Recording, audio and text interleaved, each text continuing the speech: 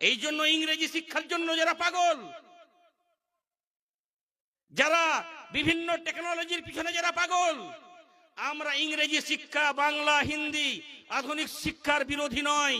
তবে সেই শিক্ষার আগে যদি শুদ্ধ আকীদার শিক্ষা না হয়, তাওহীদের শিক্ষা না হয়, কোরআনের শিক্ষা না হয়, ইসলামের দৈনন্দিন জীবনে একজন মুসলিম নর নারীর কি প্রয়োজন, জাহান্নাম থেকে মুক্তি পাওয়ার জন্য কি কি আমল দরকার, এই সম্বন্ধে যদি তার জ্ঞান না থাকে, তাহলে জেনে রাখবেন সেই শিক্ষার কোনো মূল্য নাই।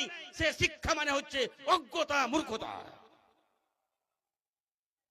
তাই আজকের দিনে আপনারা বলবেন যে এই শিক্ষা আন্তর্জাতিক ময়দানে তো আরবি শিক্ষার হয়তো কোনো ভ্যালু নাই। শুনে রাখুন, আন্তর্জাতিক স্তরের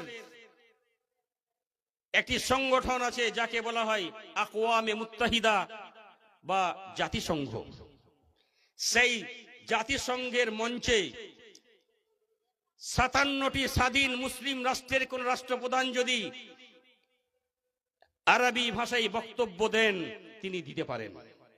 তাহলে আন্তর্জাতিক মানে স্বীকৃত হচ্ছে আরবি ভাষা, কোরআনের ভাষা, হাদিসের ভাষা।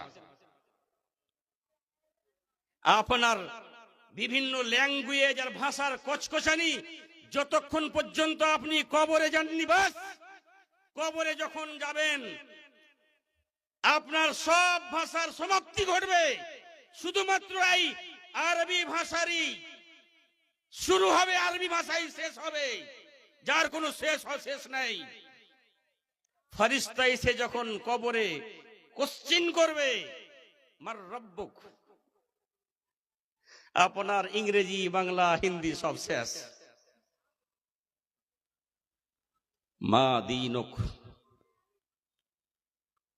তোমার পথ পদ্ধতি তোমার কি ছিল। মান নবিয়্যুক,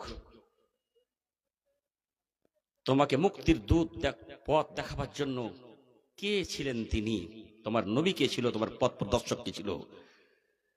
সব ভাষা শেষ হয়ে যায়।